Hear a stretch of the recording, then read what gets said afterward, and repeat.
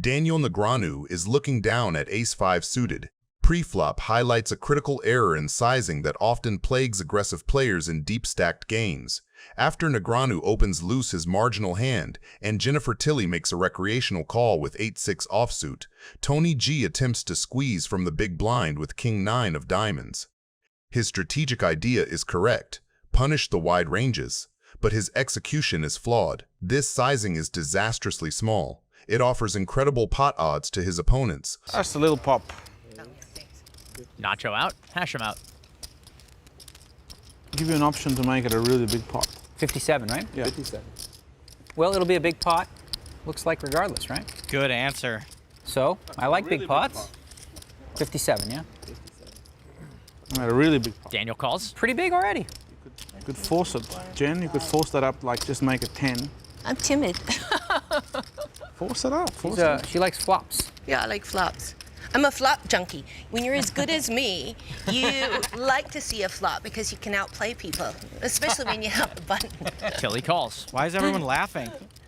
By failing to bet large enough to generate fold equity, Tony turns a squeeze play into a bloat the pot with a marginal hand, trapping himself against two sticky opponents. The turn brings the 10, pairing the board. This is the trigger for Negreanu. When it checks to him again, he perceives the double check as extreme weakness. He fires 8,500, attempting to represent that he has a 10 or a jack. It is a pure bluff designed to capitalize on the passive play of his opponents. However, the plan backfires. Tilly calls because her hand has actually improved. With the board paired, counterfeit protection becomes less of an issue for her pair of 8s. Throws out a 25K chip. That'll count as just a call. Gotta wonder if she meant to raise and just forgot to declare it. On Tony with his gut shot. That's a call, right? Yes, it is. Dealer Marcus is on the ball. Jen doesn't look too happy about it. Tony G also calls, getting the right price to chase his open-ended straight draw.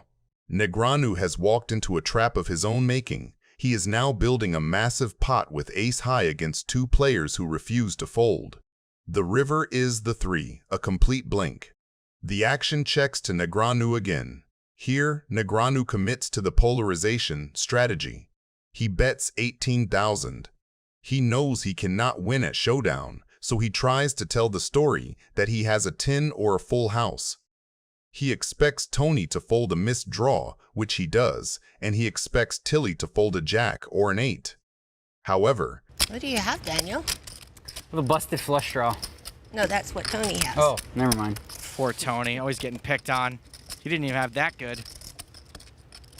Oh, feels like I have the best hand. Tilly makes a phenomenal soul read. She deconstructs Negreanu's line, the check on the flop followed by aggression only after the board paired looks suspicious.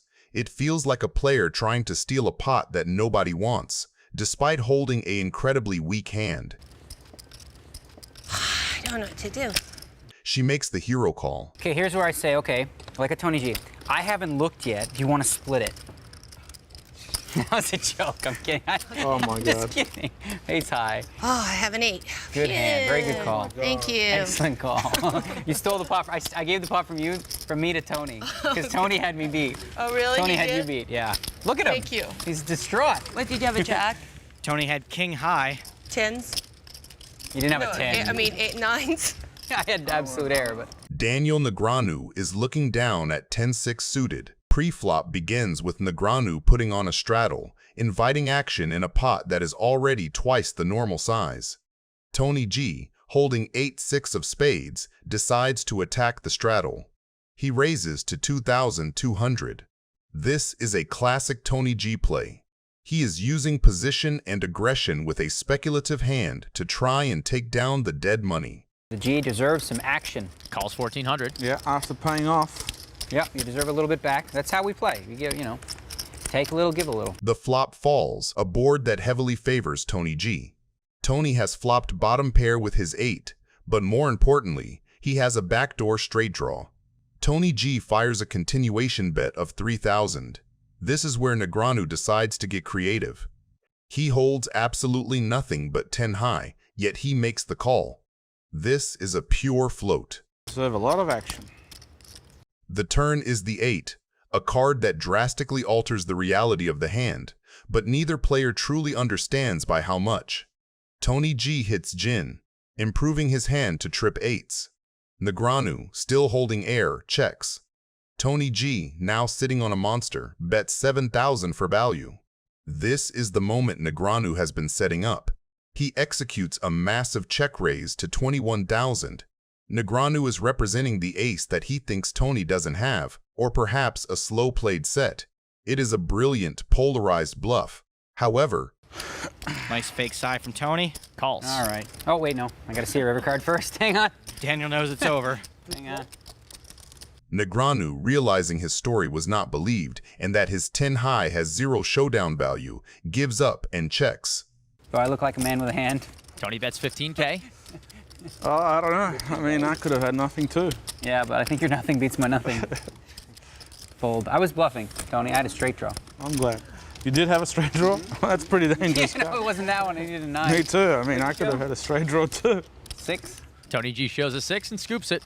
6 with an 8. Then you might have made it, though. 6-5. 5-6, that makes I'm it. just getting desperate. Can't believe I got rivered again. Sick. Daniel Negreanu opens the action with ace-queen, one of those classic Broadway hands that works beautifully as a raise. Come on, Daniel, every hand? Yes, every hand. Jeez.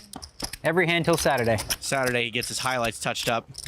But when Barbaro calls with pocket deuces, he is entering the hand with a completely different script. Small pairs are not strong in isolation. Go, Kenny. Asham and Kenny call. Here we go. Got some of that loose cannon money. For Negreanu, this looks like a board he can lean on. The paired deuce means there are fewer combinations of trips available, and with his pre-flop raise, he can credibly represent all the strong aces and overpairs. So he fires $3,000, aiming to pick up the pot uncontested or extract value from pairs below the ace. Barbaro, though, is sitting on quads. If he raises here, he narrows Negreanu's range immediately to hands that can continue, and with quads, that is the last thing he wants.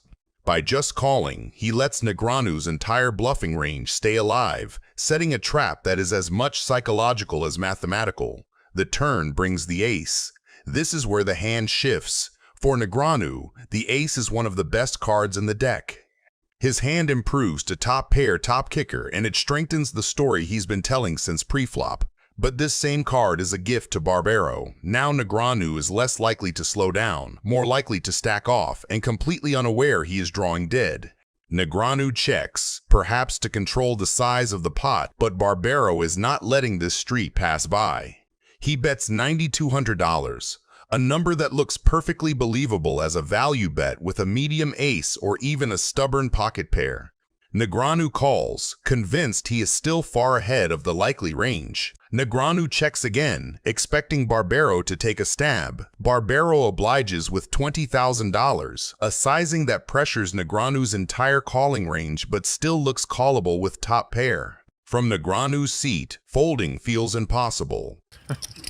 I'm thinking like 6s or 7s.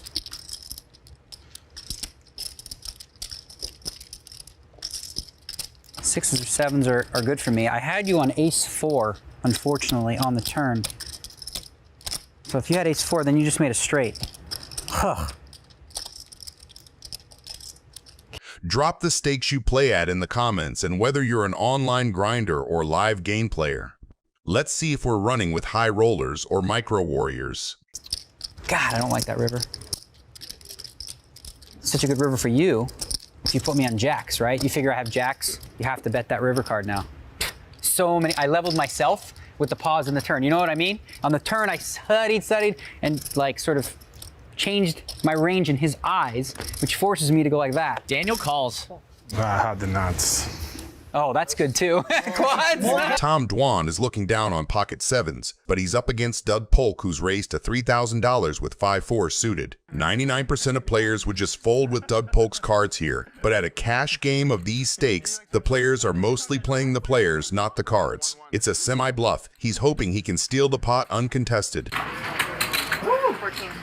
Tom Dwan raises more than 2 times to pot. This is a classic squeeze spot, punishing Polk's wide cutoff open by denying him the cheap positional advantage and forcing him to commit big if he wants to dance.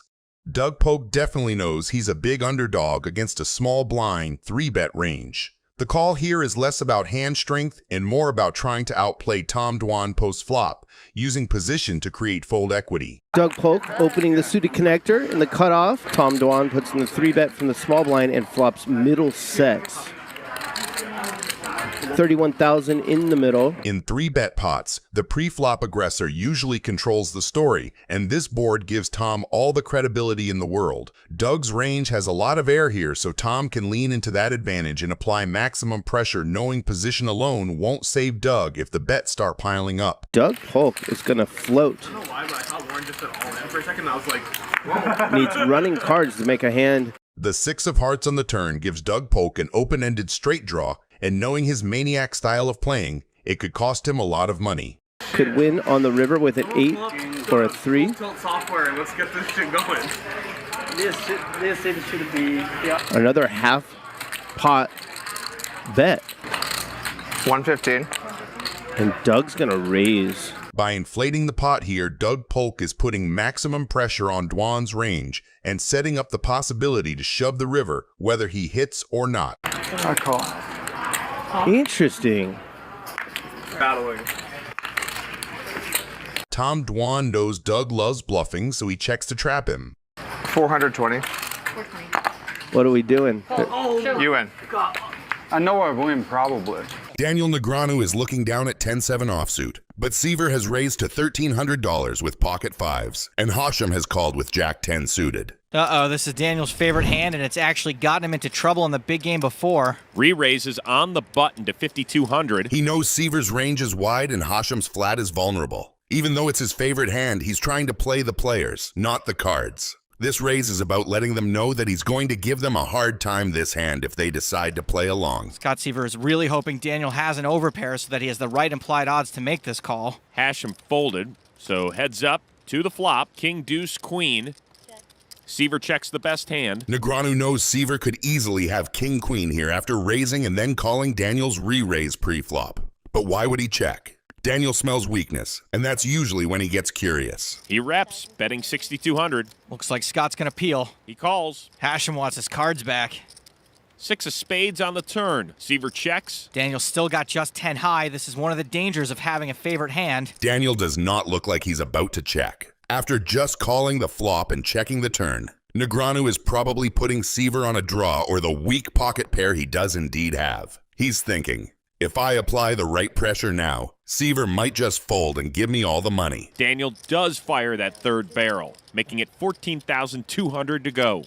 I could justify Scott's call on the flop, thinking maybe Daniel would shut down after one bet, but Daniel certainly hasn't shut down. Seaver keeps it going. He calls. Seaver's totally stationing Negreanu. You mean like a calling station? Exactly. 4 clubs on the river. Seaver checks. Sick. Daniel fires 36,000. Seaver is capped, checked every street, and never repped strength. Daniel has nothing, but he knows Seaver is weak enough to fold. This is a masterclass. Folds the winner. Phew-wee. You had me staring. I had my favorite hand. You know what that is? 10-7? 7 of diamonds and 10 of clubs specifically. Can't believe I got away with a bluff. Jennifer Tilley is looking down on 8-6 suited. Negreanu opens with ace-2 offsuit. That is a light but purposeful steal, using the ace as a blocker to reduce the chance he runs into a premium and leaning on position to realize whatever equity shows up later. Tilley answers with a re-raise. That choice is great against a suspected wide open because suited connectors play cleanly post-flop, deny cheap realization to the opener, and set her up to attack a player who loves to take flops. It's a little too small, Jen. Phil Locke is going to be upset with you after that raise size because it's too small. Like Last time I took advice from you, I lost the tournament. Sorry. Negreanu calls rather than 4-betting. He keeps her range wide, carries the positional advantage into a pot that is not yet bloated, and quietly pockets the option to turn later cards into leverage even when he misses. Okay, now I'm going to do the dunk bet. It's not a donk bet because you were the pre-flop raiser. Oh, okay, it's not a dunk bet. It's a continuation bet. A continuation bet. Tilley follows through for a small C-bet. The sizing stresses floats and gut shots and keeps her range comfortably uncapped. A lot of bad cards come off, and then I can just bluff raise the turn or something stupid like that. You could. Turn a pair into a bluff. I'm really good at that. It's one of my big things Bill Reynolds taught me. Negreanu does not have value, but he does have a plan. He calls to float, buying one more card and preserving the initiative advantage that comes from acting last. If she slows on the turn, he gets to tell the next chapter. If she barrels big, he can release cheaply and move on. The texture inches toward the middling wheelish territory that favors the caller. Tilly checks. That single check compresses her range away from very strong overpairs and toward one-pair hands and draws that prefer pot control. Negreanu seizes the mic with a bet. The number is not huge, but the message is loud. He denies a free card to overcards, pressures hands like ace-queen and king-jack that c-bet once, and begins building a story that can arrive at straights and two-pair by the river. His literal hand did not improve, however his distribution did, because the cards he credibly represent improved. Calling the flop to take it away on the turn is classic small ball pressure, and he executes it cleanly. This is the card that ties the room together, and the run-out connects squarely with the very suited connectors that defend 3-bet pots from the blinds. Tilly leads small. That type of sizing often functions as a blocker, a way to name a price with a hand that does not want to face a pot-sized bomb. To Negreanu, that looks like a door left slightly open. He chooses to kick it in and chips. The shove polarizes him to the straights and strong two-pair he has been representing since the turn. We probably have the same hand. Oh, so sick. You have 9-jack, right? Would that be the same hand as you have? Because if you did have that and you didn't call by now, it would be a little bizarre. You're in Jennifer Tilly's seat. You have the straight. Negreanu shoves over your small lead. What's your move, snap call, or an impossible fold? And why in one sentence? Best clear answer gets pinned. Oh, God. Oh, you have a 6? You raised me with a 6 out of position? No. That's crazy talk. Tilly folds.